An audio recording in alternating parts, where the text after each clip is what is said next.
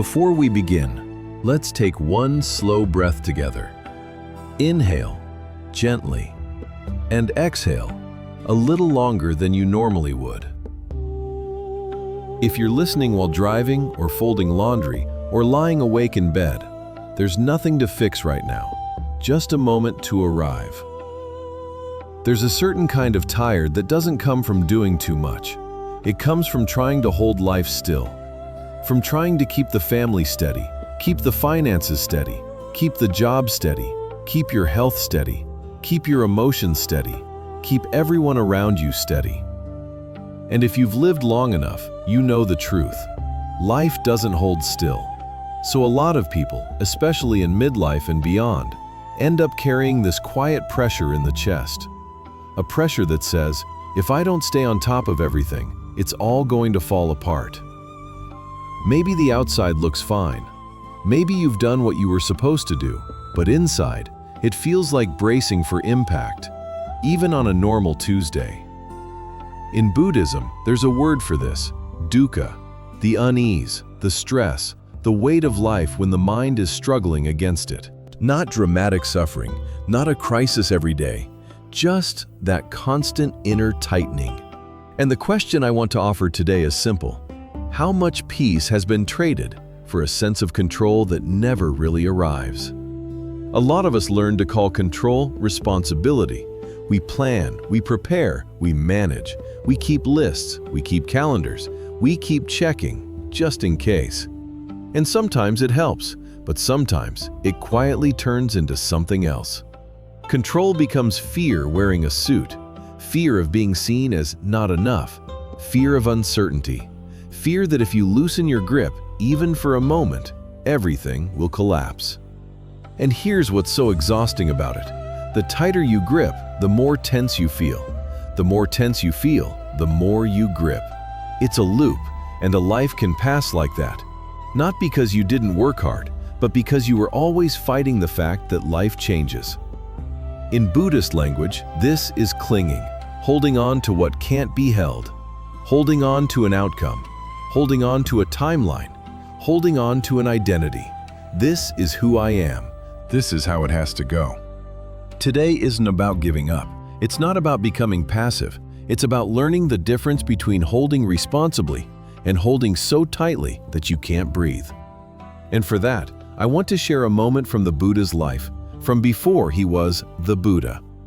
In the Buddhist tradition, the Buddha began as a man named Siddhartha, and the stories don't describe him as someone who floated above life. They describe him as someone who was shaken by life, deeply. He saw aging, he saw sickness, he saw death, and something inside him couldn't unsee it. Because once a person really sees that everything changes, it can feel almost unbearable, especially if the mind is craving certainty. So Siddhartha went looking for answers. And like many sincere people, he didn't do it halfway. He tried extreme practices, harsh discipline, severe fasting, pushing the body to its limits. Not because he wanted attention, because he wanted freedom. But there's a detail in this part of the story that feels very modern to me. Even spiritual striving can become another form of control. A person can say, I'm working on myself, but underneath it is still the same tightness. I need to force this. I need to win against life. I need to conquer uncertainty. And the tradition tells us that Siddhartha reached a point where he realized, this isn't freedom. It's just a different kind of cage, a cage built out of effort and fear. Then comes the turning. He lets go of the extreme, not because he stopped caring, but because he saw that the mind cannot be bullied into peace. There's a famous image used to explain it, like tuning a string on an instrument. If it's too tight, it snaps. If it's too loose, it won't play. That balance is what Buddhism calls the middle way, a steady path where effort is real, but self-torture is not. And this is the part I always come back to. Siddhartha didn't find peace by controlling life perfectly. He found peace by seeing life clearly and loosening his grip. If you're listening today and feeling worn down, there's a chance the exhaustion isn't only from what you're doing. It might be from what you're resisting. Resisting change, resisting uncertainty, resisting the fact that other people can't be managed like a calendar. Sometimes the mind stands in front of a locked door, pounding on it for years. Open, open, open! And it doesn't notice. There may be another door already open behind it. A different path, a different pace, a different definition of a good life. Control can make us blind like that. It can keep the body in motion and the heart stuck. So what does it look like to loosen the grip without falling apart? Not as a philosophy, as something real, something you can feel in your nervous system today. Here are 3 gentle practices, small enough to fit into a regular life. The first is a 3-breath pause. Not a big meditation retreat, not a new identity, just a pause you can take before a reaction, before replying to that email that tightens your throat, before sending that text you might regret, before walking into a conversation that always goes sideways. 3 breaths. Inhale, exhale. Inhale, exhale. Inhale and exhale, a little slower. And then, just one honest question. Is the next move coming from fear or from clarity?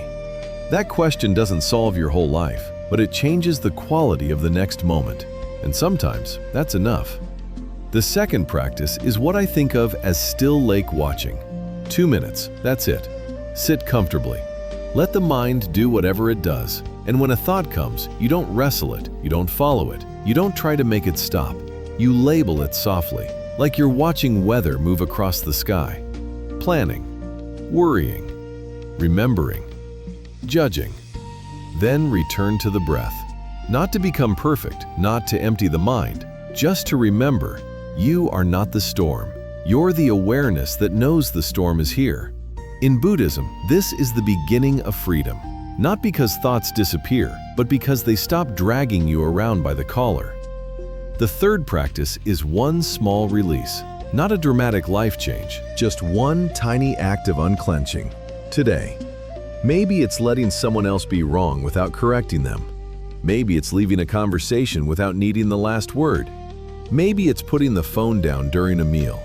Maybe it's allowing an unfinished task to remain unfinished until morning.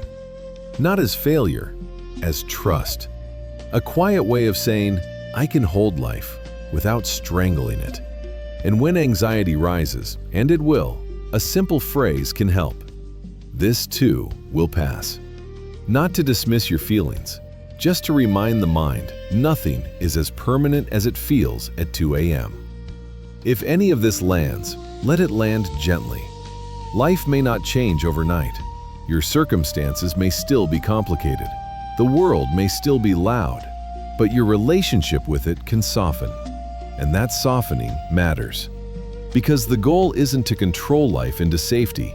It's to meet life with enough steadiness that you don't abandon yourself when uncertainty appears. So just for today, maybe it's enough to loosen your grip by 1 inch.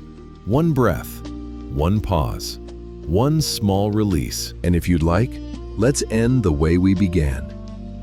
Inhale, slowly, and exhale, even slower. There's nothing to force right now, just this moment and the possibility of a lighter touch.